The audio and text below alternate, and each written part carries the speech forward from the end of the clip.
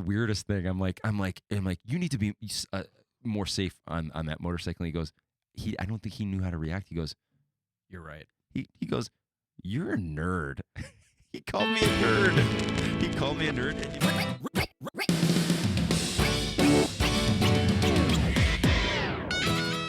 This is the Roundabout Podcast. We're your hosts. I'm John. And I'm Jeremy, and today we're talking about rejection. Why does it sting so bad? We're talking about BO, bad breath, and biker gangs. So, I want to apologize for my dog's breath. We just had a situation. My dog is the cutest thing. I mean, he really is. He's such a friendly dog. He's 13 years old. John, I don't know if I would say your dog is the cutest thing. I think, well, he's my baby, He so is, he's yeah. the cutest thing. But man, is that breath nasty. It was. And I don't even know what to do about it. I mean, I give him these mint bones and stuff, and that breath just eats right through that. Do you ever have really bad breath and you eat gum and the taste goes away right away because your bad breath is just sucks up all that freshness? Do you ever have that? No. Oh man, that's when you know your breath is kicking. Because we all know when we get it, right? When you're just kind of like, you're like, and you get that kind of film, and you're like, yeah, yeah. man. Well, your dog's kind of like an old guy. He's just kind of like he's like, I don't care. Well, you know what's kind of funny about that too is people are like, oh, your dog's breath. Because I've had people like, oh, his breath, and it's like, he's a dog. He doesn't brush his teeth every day. Look what he's eating. He's licking his.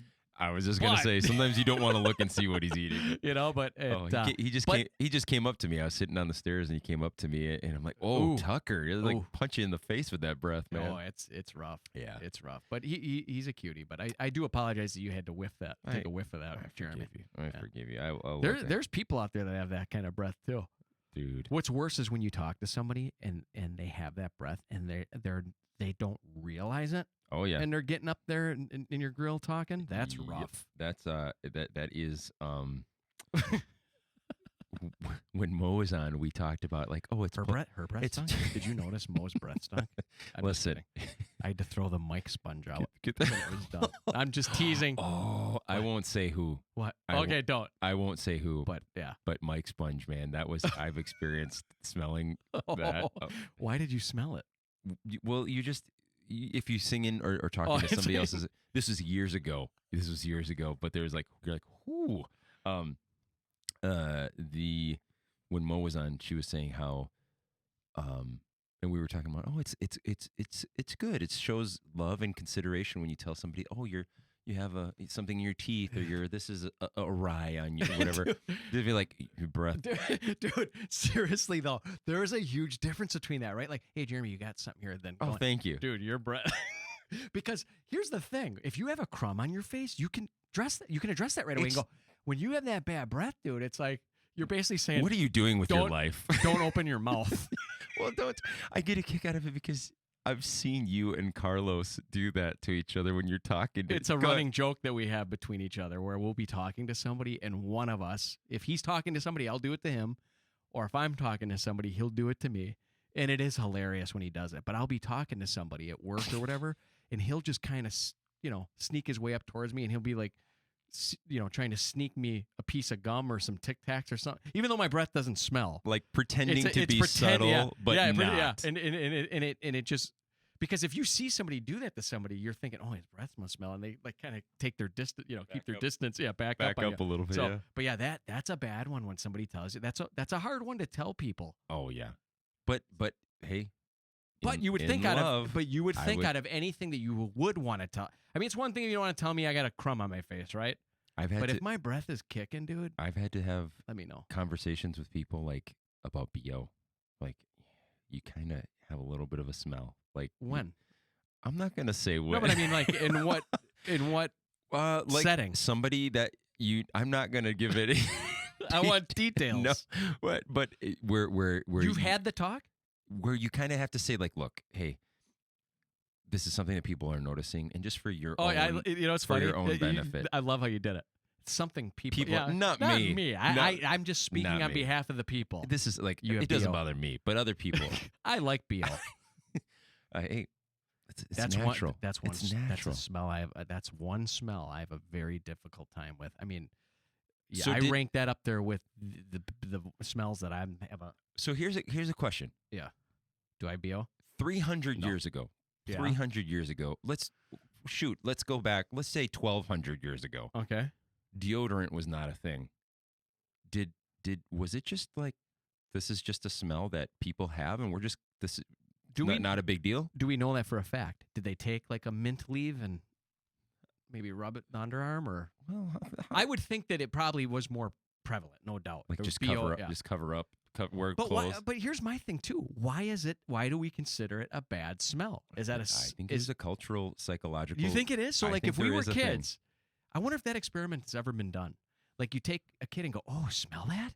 That's the beautiful smell of BO." I'm going to tell this story because he already told it publicly. So I don't think I'm saying it in an embarrassing way. He was a child Okay. at the time, but our pastor, Terry Fisher, told the story recently where his grandfather, he said, used to come over, and I do they had a remember lot that. of brothers and sisters, and so when grandpa came over, they shared a bed, and he said that was a pleasant, like, Okay, so in that his is brain, that was a smell that he actually associated with very good memories and good. He like that was grandpa, and again, sorry, grandpa, who's long gone. Yeah. This is not in an offensive way, but this was something that for him it was that answers my question then. That would be a. I think there's But a you know what, though, that- cultural, psychological thing that we just associate with. Oh, PO, it stinks. It's bad. That's so funny because my grandparents had a place up north that smelled like mothballs, but I never knew it was mothballs.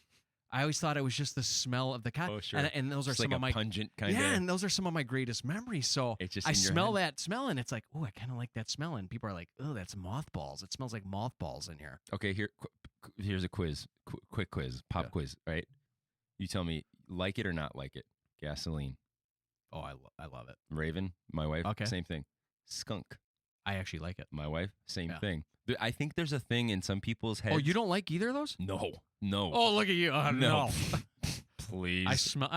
I am Hey, so- I smell flowers and pine trees. No, but you know what? But I like smells like earthy mushroom dirt. Oh, I like those smells too, though. Yeah, but some people would go like ew and like or like oh, here's a smell. Now take that earthy dirt Okay. smell and just go a little bit off the rails with it into like a lake, kind of not quite fishy, but sort of that Swampy. mucky. I actually like I that like smell. earthworm smell kind of. Yeah. I like that, and there's a lot of people who are like, oh, it stinks, So Yeah, all It's- those smells I like. the sense of smell, I think, I don't want to say it weirds me out, but it is the most intriguing to me of any of the senses, because all of the other ones, if you think about it, sight, okay, this is just light being interpreted in our brain. Hearing, sound bouncing off, blah, blah, blah, interpreted by the brain. Touch, nerve endings, interpreted by Yeah. the brain. Smell, it's like, and I didn't name all the senses, but There's so much. but smell, it's like you have what particles? There's so much association that goes on with that, though, too. They say it is the most associated with memory. Dude, I just had a Smell. thought. Dude. What if this is deep? This is Oh, gonna blow man. your mind. This is the best This is episode deep. ever Listen right to now. This is deep. What if we've always, as a human race, as a humanity, we've actually liked the smell of BO, and it was the deodorant companies that started to go, "Ooh, do you smell that?" Oh, BO. Right? I mean, BO that's how you create. conspiracy. Yeah, you create a product for Yep. a problem, and if you But can, if you can create the problem, yeah. then that's it. We're blowing this wide open. Do you like the smell of, like? I feel like I need to go into Alex Jones mode every time we talk about these kinds of things. Deodorant companies.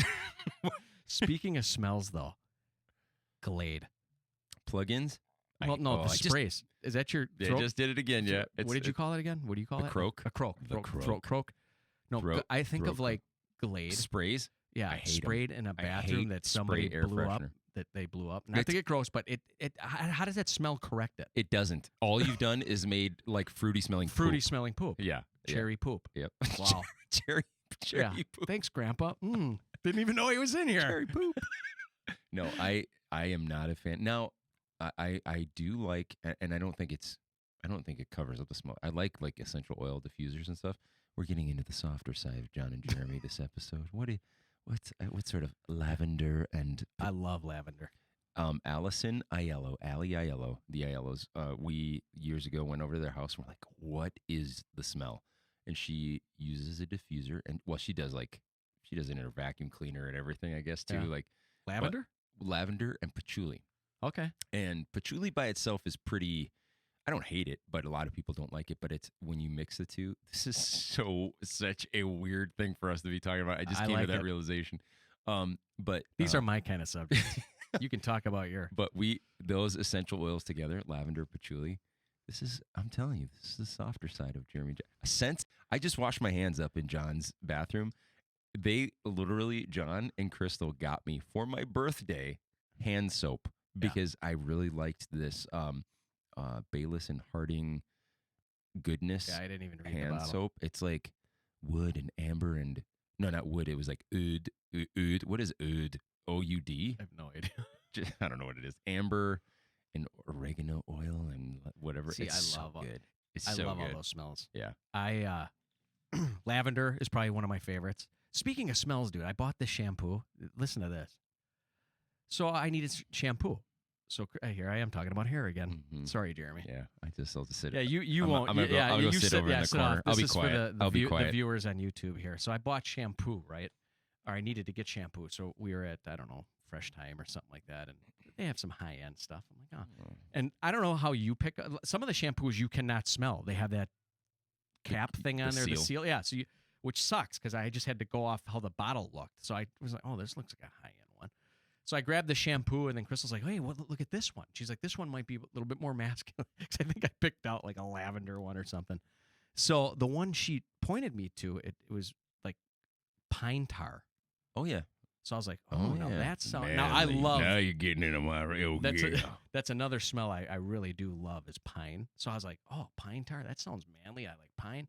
So I get this stuff, right? I come home, and I wasn't able to smell it. You couldn't smell it because the cap thing was on and it was sealed. Right. So I come home, I put it on, and I smell it right away. And it kind of smelled, to me, a little bit campfirey. Yeah. Oh, yeah. Which I liked. You Yep. know, I was like, Oh, yeah. okay, I kind of like that. And this is masculine. Nice Yeah. job, honey. You know. Well done. But then I was like, it's got something else in it that I can't pinpoint, right? It's probably lemon or something. I Dude, bet. you're never gonna believe what this smells like. I might even still have the bottle. I'll have to let you take a whiff. Dude, after this, Dude, we're gonna go smell shampoo this together. shampoo, no joke. And Joey Iwinski, who gives me my hair or does my hair, vouch for this, as well as another hairdresser at his salon vouch for it. This shampoo smells like beef jerky. What? It's got like a mesquite kind of beef jerky smell to it. Crystal noticed it. Like and then peppery kind yeah, of. and when she said that, I was like, "You're right." So when I was at Joey's getting my hair done, my hair did. Well, I was. You know what I was just going to ask you? Did you ever get your hair done by Joey? Yeah. Oh Okay. yeah. No, I have not. He sprays it down with water to like wet it so you can do wet it, whatever. and it like reactivated that The smell. that beef jerky smell, and Beef jerky it scent. literally smells like beef jerky. I get it. So Yeah, I'll go smell it later after this. it was funny because I saw him at church the next day, and he actually brought me different shampoo. He goes, Because like, here, he's like, John. here, use this. So you don't have to smell like. Yeah. So I just use. I don't have hair. I have very short hair. Yeah. But I just wash my head with the same. I get With soap. a high end bar soap. Really? It's like Bearsville or something like Ooh. Bearsville. But it's charcoal and it's called campfire charcoal or something like that. But it's got well, charcoal obviously. But I'm trying to remember what Cade oil. I looked it up. It's some sort of something. Never heard of that. But it's very smoky smell. It smells like charcoal, basically. Well, but, you and I talked about we both love, and a lot of people like the smell of campfire. oh yeah, or favorite bonfire. smell in the world. Crystal doesn't mind wood it, or she smoke. likes it. She doesn't like it when it's a day old, like if it's on your sweater. Oh, dude. See, that's I still like it. Man. You do too? It can be overpowering, but I love Yeah, it. I do It too. is. It I'm is. with you. There's nothing like driving down the highway somewhere out in farm country somewhere, and like somebody's has a burn pile or something going, of just whatever they're trimming or whatever leaves or something, and you just smell that like That whiff of, oh, yeah. dude, it's Dude, like, speaking of so good. another smell, driving through How did you manure, like a manure field? Farm I country. actually, this is so. I know. I don't mind it. I don't either. I don't know And then why. But I think sometimes, okay. And that's poop. We actually like the smell of that poop. Dog poop, I don't like that. But no, But okay. cow poop we like. Why is it? To our defense here on this, because first of all, I think typically you're not just smelling manure when you smell a farm. You're smelling the manure, but you're smelling the hay, like fresh cut hay is mixed in with all of that. Poop though. And that's probably why it doesn't smell that bad, is because that it's like it still has a lot of content that's like plant material. Well, it's not. So you like human poop? No. Why not? Because it smells like poop. Yeah, but it's got not hay in it, but it's got like some of the things we talk about poop a lot in this podcast, which is strange. Yeah. But I've smelled fields where they've been freshly manured, like and the ammonia content's just so high. Yeah, and it's just like, oh, it's disgusting. Yeah. So to clarify, it's not that we just straight like the smell of cow poop. We're not. But even if you did, there's nothing wrong with that, right? No judgment. It's judgment free zone here. We're like what's the gym? Planet Fitness. No, judgment free zone. Yeah. You know what I grew up on too?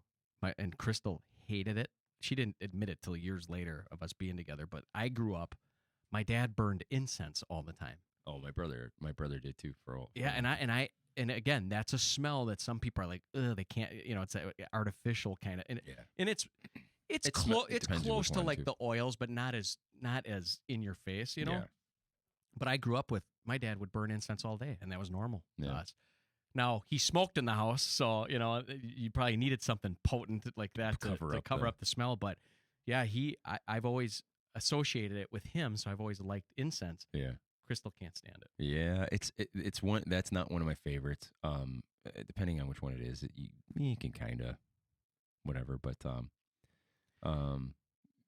yeah, smells are weird, man. Well, smells kind of tie into the main subject we wanted to get into too. If you think about it, no, they don't. A little bit. No, they don't. Well, let me say the topic. No, John. Why not?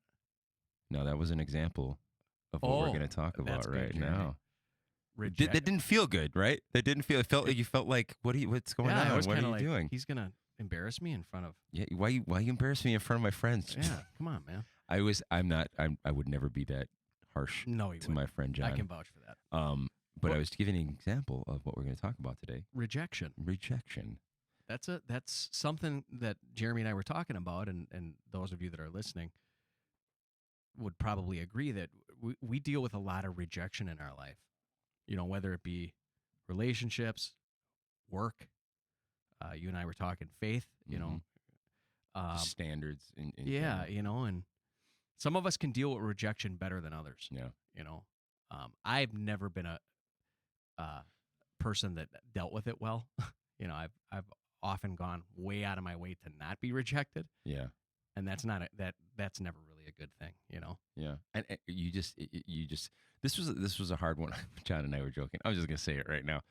John and I were joking a little bit before because John brought up this topic of us talking about rejection. I was like, John, I don't want to come across as like being proud on this. I'm like, I feel like I haven't dealt with a lot of rejection in my life. I was just giving some examples, and I won't go through because I really felt like, I don't want to sound prideful. But like, I don't even check rejection. What's that? What's rejection? But what you were just saying though is like how it feels, and that rejection and stuff like that. This is something that in a lot of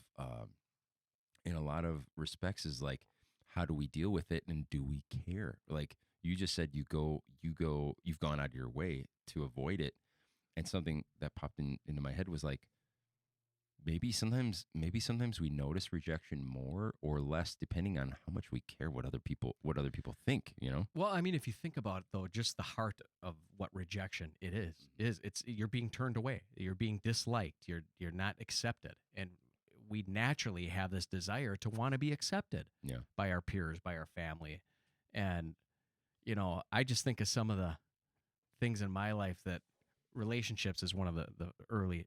Or one of the things I can remember early on that was tough. You're in school and you ask a girl out or something like that, and they turn you down. I think a lot of us can relate to that. And I've had many, many girlfriends through the years. Just kidding.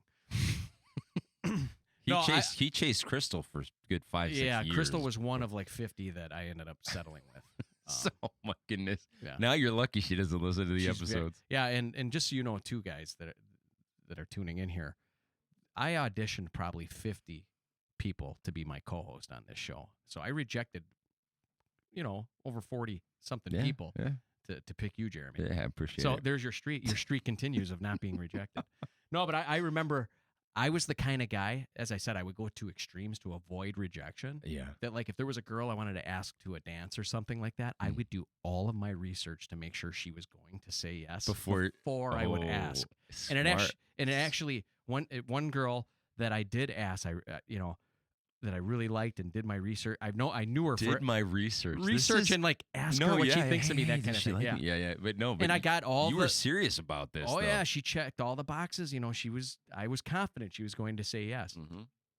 I remember it was after class. In the hallway, I go up to her. I was still nervous, but I go up to her and, hey, do you want to go to homecoming? And to this day, I'll never know if she genuinely didn't want to go with me. What was her first name? Her name was Kelly. Kelly. Yeah. Okay. And I've seen her through the years. She's a sweetheart. She's an awesome person. I'm not knocking her, but I had a huge crush on her in elementary. I knew her since elementary school. Mm-hmm. So it was more, I was asking her more like, well, we'll go as friends. It wasn't really a girlfriend vibe, or I don't think she really Yeah. But I thought it was a safe bet. Well, I'll go with her. How old were you here? This was elementary? This is actually high school. Oh. This was homecoming. Oh, okay. Yeah. So, so in the hallway, I go up to her, and I'll never to this day know if she genuinely didn't want to go with me, or maybe she had her sights on somebody else. I don't know, but she played it off because I was the jokester. I was the class clown of my high school. She played it off like I wasn't serious. So I'm like, hey, I go up to her in the hallway. I'm like, hey, Kelly, you want to go to homecoming? She's like, stop. And she's like, John, knock it off. And I'm like, I'm serious. You want to go? She's like, you are hilarious. She kept pulling that. What a great tactic! If you don't want to go with somebody. So I ended up not. I didn't go with her. Did you just kind of get embarrassed a little bit? I got bit to the point where I'm like, with it? You're like, just kidding. I mean, think about it. After 15 minutes of going, I'm not kidding. And for her to go, stop it. It's not going to happen. Yeah. So, but not that just screaming at her, Kelly, I'm serious. Yeah. So that's one story that I remember of being somewhat rejected. Another one that I had that was actually kind of funny. And by the way, Kelly, if you ever do listen to these, I have total respect for you. It was we were kids, and she's happily married, and everything worked out beautifully for her, and I'm very happy for her. I never went to homecoming, or prom, or any school dance ever. I only went to a couple too, though. Yeah, I was too shy. Maybe I was avoiding rejection. I don't know. Maybe deep down you were. I had one. One time I used to do community theater, right? And you should do that. I feel like, I'm sorry, you're just setting up a story here, but I feel like that would be really fun to see you in something. Oh yeah, I've done a couple, but this was a funny story though. So my high school and here's another name I'm throwing out there, but again, love the guy, total respect for him. It's funny looking back at this. So anyhow, he reaches out to me and he goes, John, I'm going to be directing this. He was my high school director. And then after he retired, he did community theater. And so he calls me out of the blue and he goes, hey, I'm going to be directing a show for the West Dallas Players. And he goes, you really need to audition. There's a lot of different roles I can see you in, and I just think you'd be a good fit. And I remember being kind of hesitant about it, but I was like, oh, he's giving me kind of the nod, like you're going to get a part. Yeah, just come and audition. We'll work something out. So I'm like, oh, okay. He was the director. He's the director. So he did all the casting. He did all the casting. Yeah, I think he might have had one or two people with him at the audition, kind of reviewing people with him, but he was the end-all, say-all. Yep. So I go to this audition, and in hindsight, I probably went in there a little cocky, like, I got the part. What do you want me to do? Yeah. So I read my lines and everything, and he's like, all right, yeah, we'll be in touch or whatever. And I'm like, all right, cool. Sounds good. So whatever, a couple days go by or whatever, and he calls me, and I'm like, hey, Mr. D, how's it going? He goes, hey, thanks so much for coming out to audition. I'm like, all right, cool.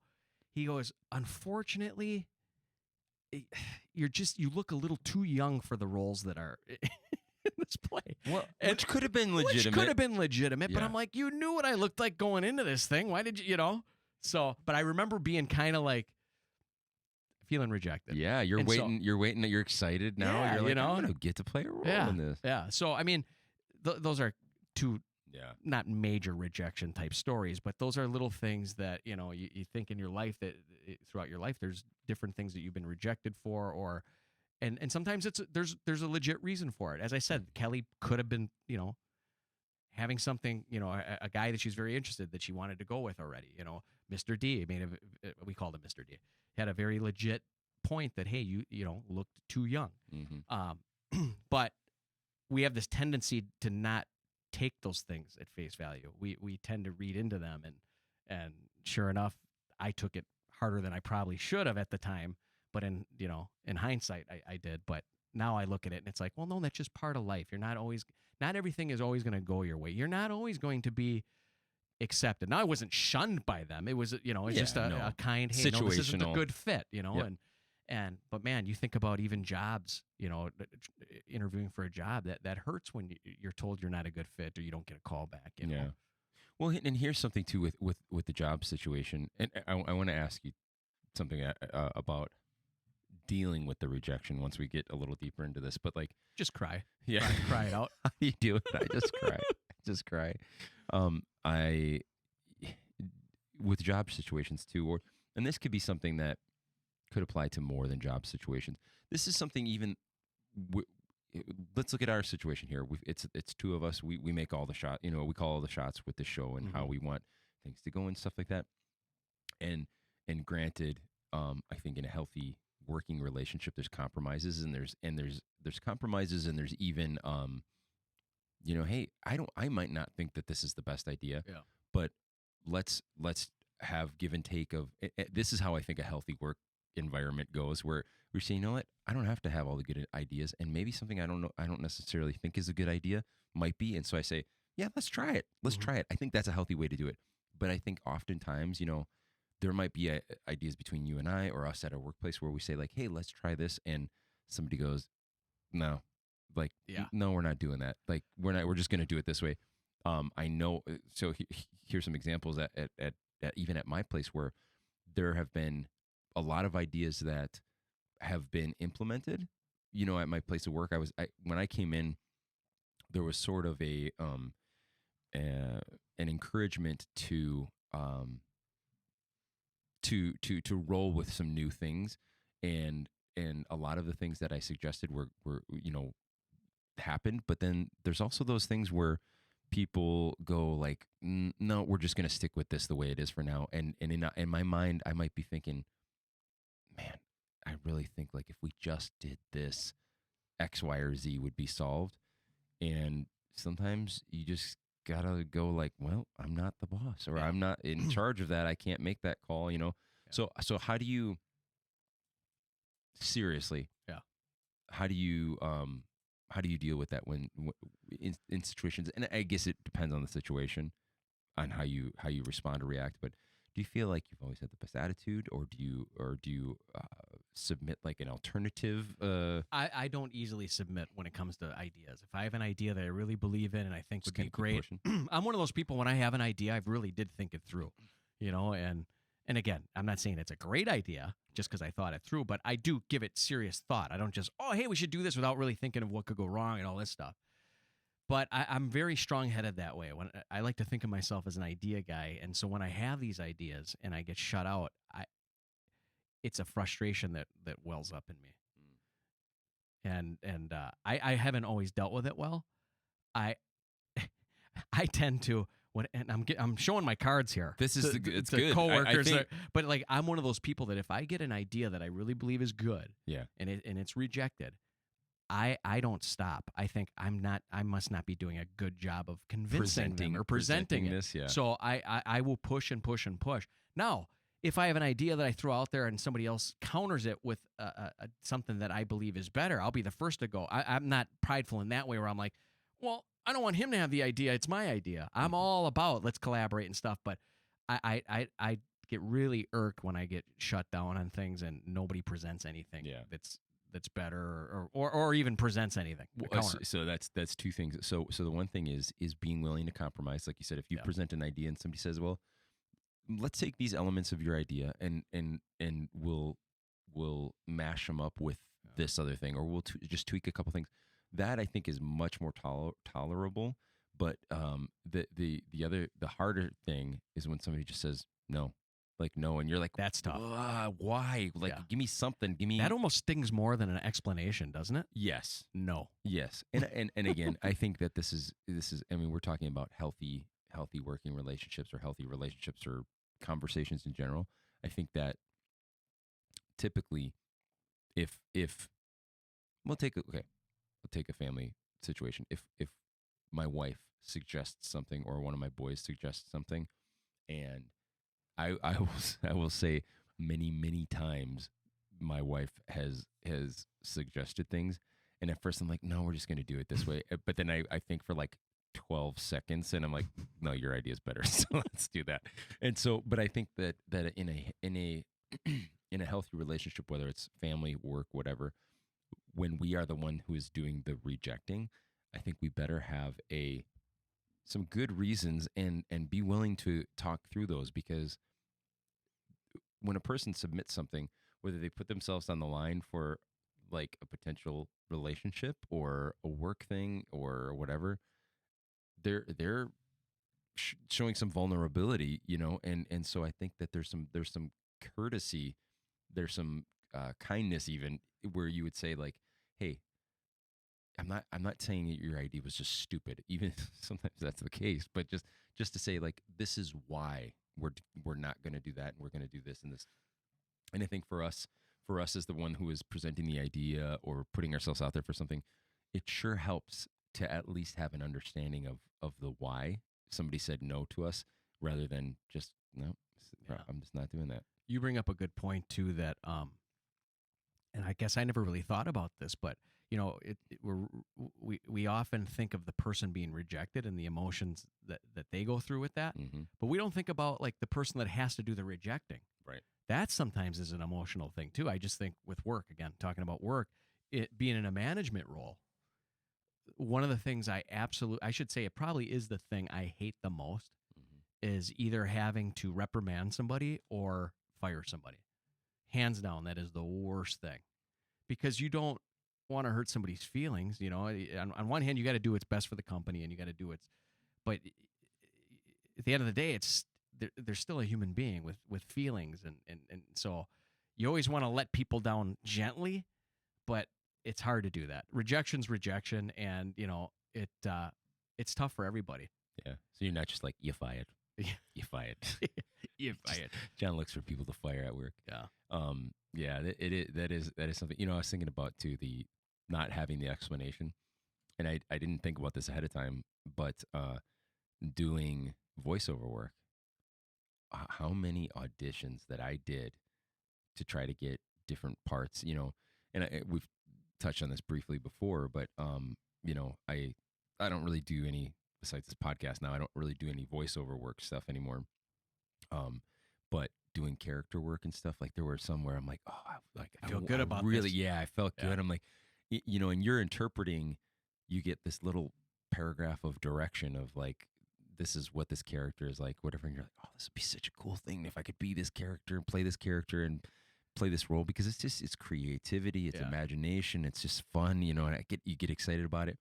And I don't know how many times you try out for one of those, put your 30-second audition in, you read of it or whatever, and to just what we were talking about, to get an explanation of why. Oh no, we were looking for something more like this, or this is the one but there was, if you got rejected, it wasn't like no, they don't like you. It was zero feedback, zero. Just no. Not even no. It was, you're just left hanging. Oh, they don't call you I back. guess they picked somebody else because I didn't hear back from them. So and so 5 years later, you see your voicemail. You're like, yeah, we love you. We'd love to have you. Yeah. What? Oh No. man, but it's So having that question mark in the back of your head, like, what could I have done better, or what did I do wrong? See, but that's where you gotta kind of hone in and take control of that. Yeah. Because if you sit there and overanalyze that, right. Oh Right. man, and I'm speaking firsthand on this. I am notorious for formulating reasons if somebody didn't give me those reasons. Right. You know. Oh yeah, to beat yourself up. Yeah. Like, well, this is why I'm another bad. one again related to work is hiring, interviews, Sure. and having to tell people that no, we're picking somebody else You're not over the right you. fit. Yeah. What I've done, and this might be very wimpy of me to do this, but Cop out. it is kind of a cop out. But oftentimes I'll flat out say, like, because let's be honest, a lot of times in an interview, you know right away. Yeah. You can tell right away if this person's Somebody's going the to right fit, fit. they're qualified, blah, blah, blah. They're very interested, or they're just here to just whatever, you know? You just have your wife call them and say, like, hey, can you call No, him and I tell never do that. I never I'm put just kidding. I'm anybody, just I never put anybody else up to it. But I've already said things like, if we're interested, we'll call you back by Monday. You know, you just and that's a good way to do it. You know, I mean, it's a polite way without having to go through the pain of, hey, do you got a minute? Right. Yeah. Because I've done that, and that just I've had that too, where you call and you go, you think it's gonna be short and sweet, you just get right to the point. You're like, hey, thanks for coming in for the interview. We went with somebody who's that we just thought was a better fit. Yeah. And then they throw this one at you. Why? Yeah. What? Because and then you're just like, and so yeah, I just found that it's easier to just hey, if we think you're a good fit, we'll give you a call by Monday. Yep. And so again, going back to what I just said, that I have, there's a feeling of being upset when you're the rejecter too. You know, I mean, so here's something to think about though too, is our feelings and our just sensitivity in general. Yeah. We tend to look at rejection as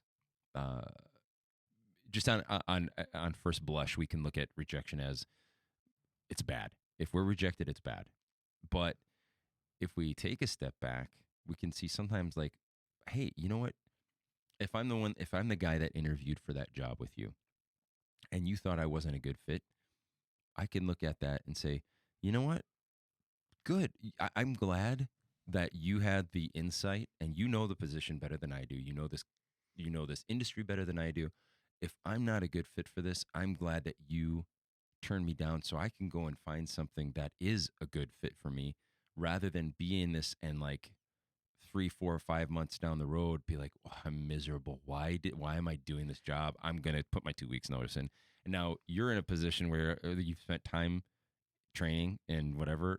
And the whole time in the beginning, you just knew like this guy wasn't a good fit from the beginning. You know what though? I wish I had the guts to just call that out though. I wish I could just say right then and there, like, hey, listen, I got to be honest with you, and I'm saying this for your, for your benefit, benefit, and for future interviews that you're going to go on. That hey, when you showed up slouched in the chair wearing jogging pants. Oh, so with, that way, right, well, and that's a different, yeah, completely. And different. you had really bad breath. No, but you know what I'm saying, Your though. It's like my dogs. Those are opportunity, and there probably are a bunch of people out there that's how they do conduct it. They'll tell you flat out, "Hey, look, you missed these marks." And on the surface, that might seem like pretty harsh, but long run, you're actually doing them a service by doing that. And there's still tactful ways to do that too. Absolutely. You're not going to sit there and be like, "Yeah, you looked like a bum and you did that." No, you're going to say, "Hey, look,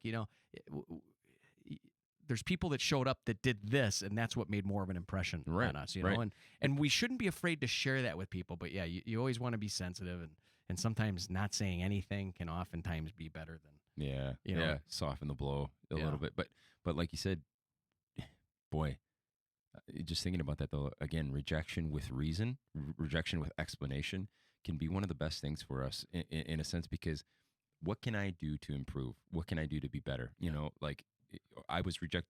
You said this guy was better because he did X, Y, or Z. Well, all right, cool. Thank you for that, because then now my next interview that I go to, I can make sure that I do X, Y, or Z. Yeah. But going on a tangent here, or Yeah. going around the roundabout here. Interviews. Have you just said, and I don't want to sound prideful or pompous or whatever word you want to use. We're here. talkers, man. I know, but I think like I can honestly say, and I mean this, and I don't say this with bravado at all, but I've gotten every job I've ever applied for. Yeah. Now I haven't had a lot of jobs in my life. I have, but I've been very blessed in that I'll attribute that to my dad, because he really instilled in me The work how you ethic, how yeah. to go in there and make an impression and dress well and do all that stuff. Yeah. But I've always gotten a job that I've interviewed for. I think that I have had a lot of jobs. So I think that going into interviews with I said we're talkers, so being comfortable having a conversation. I think that's one of the biggest things is a lot of times interviewers there's such a tension and nervousness that can happen On between both somebody. parts, by the way. Yeah. Too. Oh yeah. Yeah. I used to Absolutely. be very nervous to interview people. Yeah. But coming into it, like I don't know anybody in this company. Mhm. I'm They're staring at me. They're a lot of analyzing times me. it's a young kid or Yeah. a younger guy or something like that. But Yeah. going into it and just realizing, okay, this person that's interviewing me is a person. Yeah. They're a person. I'm just going to have a conversation. And if, again, like I said before, if this is a good fit, awesome. And if it's not, then it's not. But just being able to have that comfortable conversation, I think there's a lot of employers, potential employers in this case, that see that as like, hey, this guy has a head on his shoulders and or girl has a head on her shoulders and whatever it might be, like if you're confident and comfortable and don't be afraid to admit what you don't know, but just if there's some ambition and motivation and just comfort level with it, I think that helps a lot in those interview positions. So Did you ever have an interview where you're like, I blew that? I didn't. I don't No. think I did. I had no. one guy that came in one time. I'll never forget this. I asked him when he graduated, and I can't remember the whole interview, but I remember he came in and he was slouched in a chair. He had his hoodie on. He had a hoodie, like, Yeah. and he's just kind of sitting there. He had his hoodie on when he was interviewing. Yeah, Wow. and he slouched in the chair, and he wasn't really presenting himself well. But I asked him something like, "So when did you graduate?" Because it didn't say. I can't remember if it was that he needed to tell us on the application and it wasn't Sure. there. Why I asked it, but I asked him, when did you graduate? And he was like, 2001. And I'm like, oh, okay, cool. And we're talking, and like 2 minutes later, I'm not kidding you, like 2 minutes later, mid sentence, we start talking about something else. He goes, oh, wait a second, 2005, I graduated. And I'm like, That's a red flag. yeah. And I was just kind of like, I can see being off maybe a year, but he was like 2001 to 2005. You're 4 years off there, buddy. Yeah. And when you graduated, but things like that, just the way he carried himself and everything, he was setting himself up for rejection. Yeah. Because there was no way I was going to bring somebody on that, and Is either doesn't know when they graduated or is lying about it, or just didn't really think he had to like. whatever. Yeah, who knows? So now, how about touching on it just a little bit before? Rejection as a good thing. We talked about Say that again. Rejection. rejection as a good thing. Oh, I think you said rejection is a good thing. Rejection is well, okay. So Can be a good can thing. be. So now this is another aspect of it, and I think this is where not a pride, but a confidence in who we are, and I will say, like, as believers in what we believe, the stances that the stands that we take, and Yeah. and the integrity and all of these things, that sometimes we can be, if it's whether it's high school and we're being rejected for a belief and because we're not one of the cool kids because we're standing on something, or if it's as a 40 or 45-year-old adult, where I'm not going to laugh at that joke, and you can look at me as like the jerky prude or Mhm. whatever it is, and reject me for my beliefs or whatever. But rejection as this is, I've always how do I want to say this? I fancy myself as somewhat of a weirdo sometimes, John, and I don't know if the listeners. That's why we get along so well. I don't know if the listeners have picked up on that, but I'm like, not weird for the sake of being weird. Like, I think that's just stupid. I think Attention seeking. yes, like people who are like, I want to be weird so that people look at me and stuff. But weird in the sense of like, I've there's, if I like something, if something intrigues me or whatever, I'm just gonna go after that, or I'm gonna look into it, or I'm gonna embrace it. I'm gonna talk about it. I'm gonna whatever, and just, I'm not gonna care. I don't care what so and so thinks about what I think about this thing or what I believe about it. I care about, like, what does God think about it? What does my wife, my friends, like That's a very in good this. point. So rejection is something that it can sting, it can be a pain in the neck, it can make you sad or mad or whatever, but it also can in some ways, if it's put in the right context, it can be almost a badge of, like a Yeah. you can almost wear rejection as like, yeah, people don't like when I say this, Yeah. I and stood I'm for what was okay right. with And that. yeah, and I stood firm in my belief. Right. Yeah, because you flip that around, you don't do that. That's not a good feeling either. Right. You feel like you're a sellout, or hey, I just went with the crowd. Like, You where's know? your integrity? Yeah, where's your I feel like integrity? integrity can cause rejection a lot, in certain situations Oh, in for life, sure. Yeah. So Have you ever been subtly rejected? Like put your hand out for a shake or something like that, and somebody just like oh yeah, oh yeah, that always kind of stings too, doesn't yeah, it? It's I've just kind had of like, people that, what was that all about? you ask them a question and they pretend they didn't hear you, or I'm going back to high school now in my mind, like, as I thought about that, like, I have not been broken up with, but I have been. I'm thinking about this as we're talking about it. There were two girls in high school that I had crushes on. It was not. I mean, I'm like 15, Yeah. 16, however old I was. I don't know at the time, but girls that I shouldn't have been, like, as a young Christian man, I should have just had my eyes on Jesus and not on like trying to date some youngster, But I remember this is like, it's like the nicest rejection, and they both gave me similar rejections, but it was like the nicest rejections. Where one of them, I was basically, it was both of them. It was similar rejection where, okay, there's crushes, there's feelings, and maybe it was somewhat mutual. Maybe it was all on my end and in my head that it was mutual. I don't know, but the rejection was like, oh, you're just too nice of a guy, or you're too, you're like a Christian guy, and you're whatever. And like, I don't. That's kind of a weird rejection, eh? The only thing We like bad boys. yeah. Well, and that's so. This is what I'm. This is what I'm like. The only, and this is why I look back and I'm like, okay, that's probably a good thing.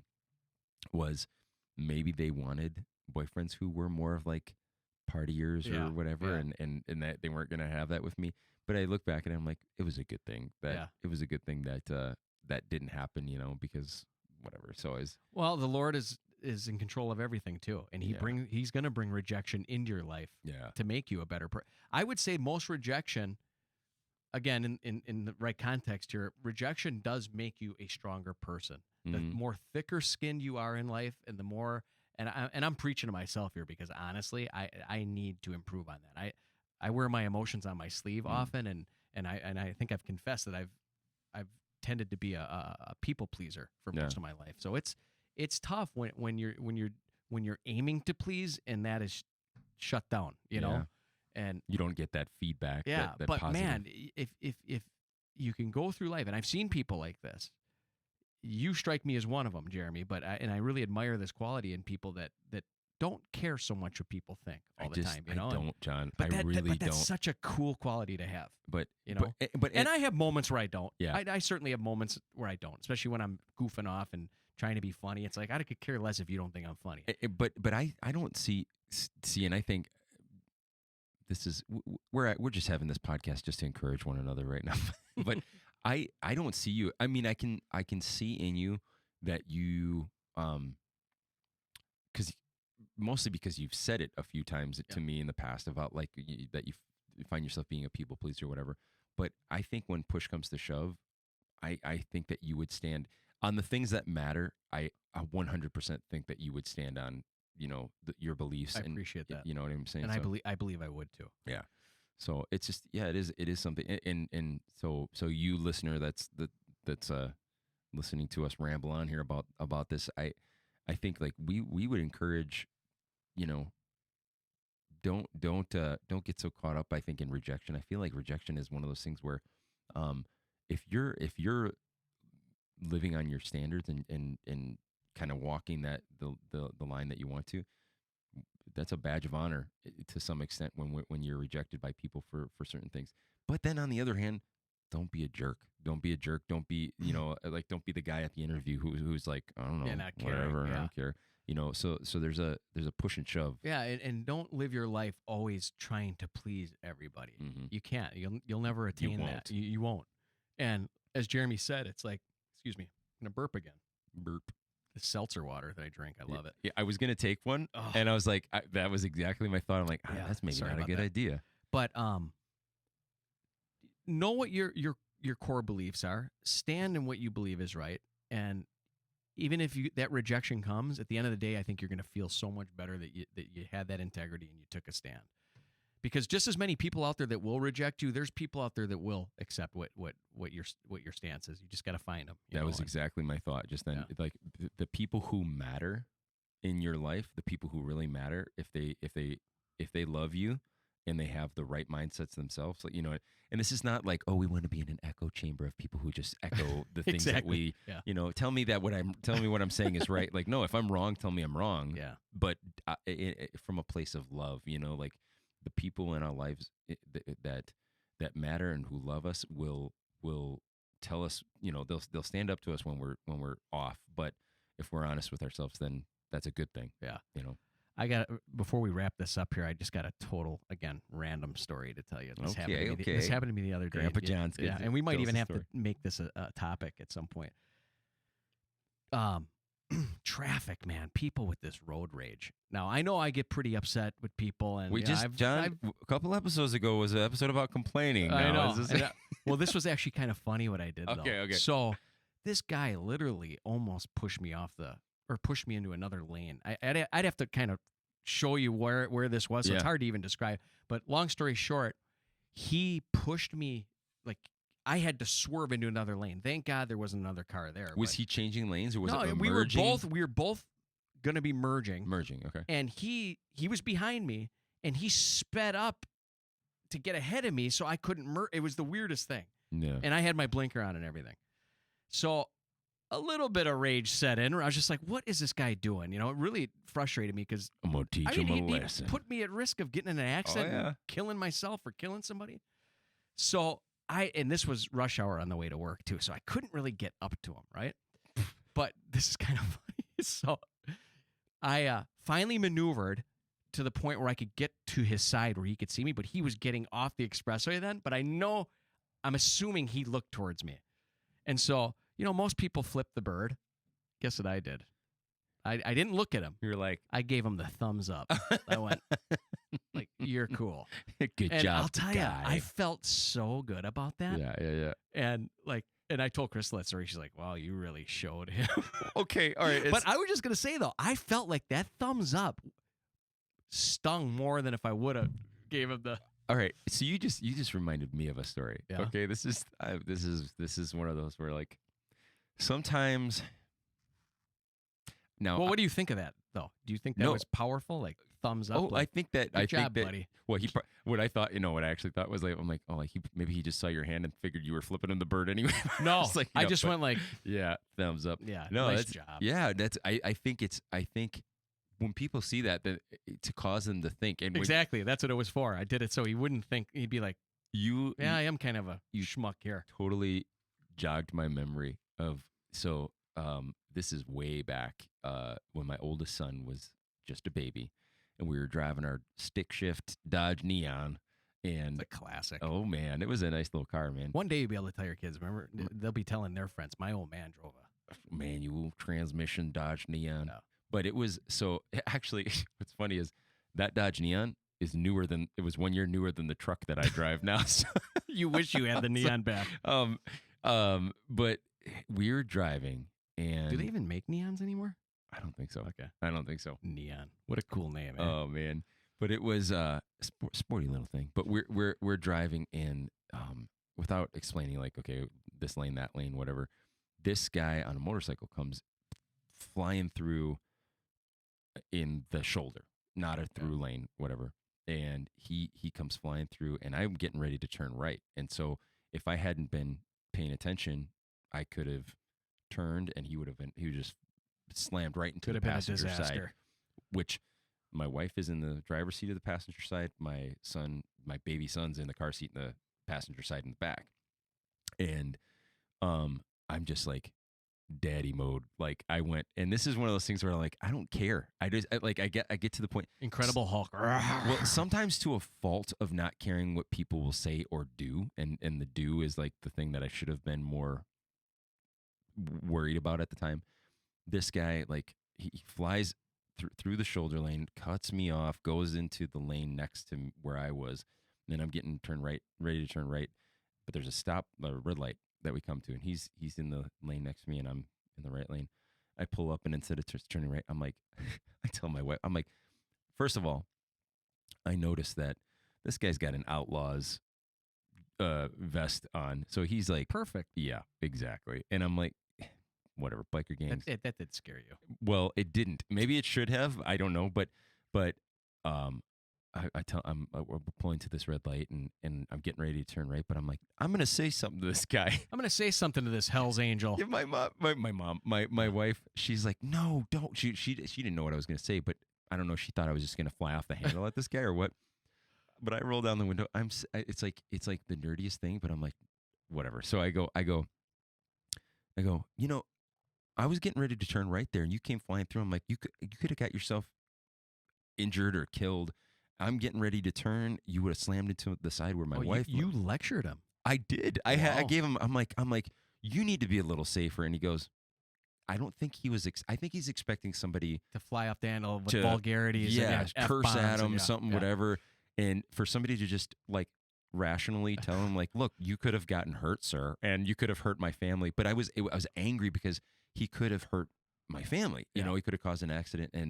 And so you yelled at him in a logical manner. It was the weirdest thing. I'm like, you need to be more safe on that motorcycle. And he goes, I don't think he knew how to react. He goes, you're right. He goes, you're a nerd. He called me a nerd. He called me a nerd. And you know what my response was? I'm not joking. Oh, John. yeah? No, I go, and you're unsafe. And I flip my that was a directional kick, on, kick and I to the turned. ground. Yeah. Oh, wow. It was just like the weirdest.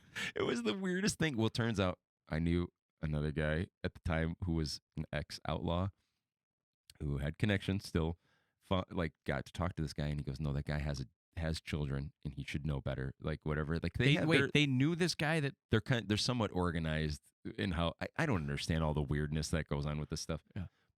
But I guess he talked to him and whatever. But it was just the strangest thing because he goes, no, this guy should have known better, and he got like disciplined by the gang. It was the strangest, weirdest thing. They're like, you know that nerd you pulled over the other day?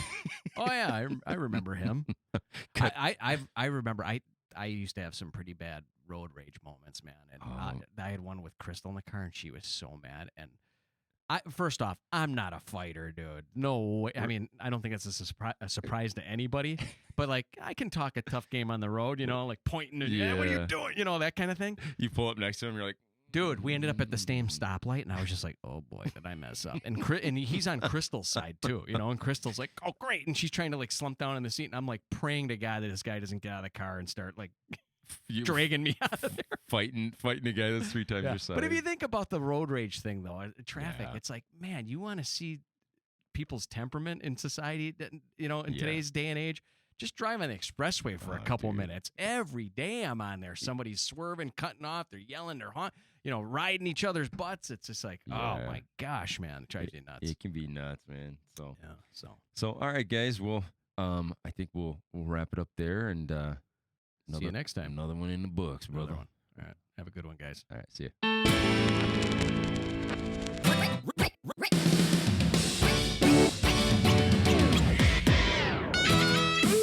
Thanks for joining us for another episode of the Roundabout Podcast. Please subscribe, rate, and review us on Apple, Spotify, and YouTube. Also, feel free to join us on the Roundabout Podcast community group on Facebook, where you can ask questions, submit ideas for future episodes, and connect with other listeners. See you next time.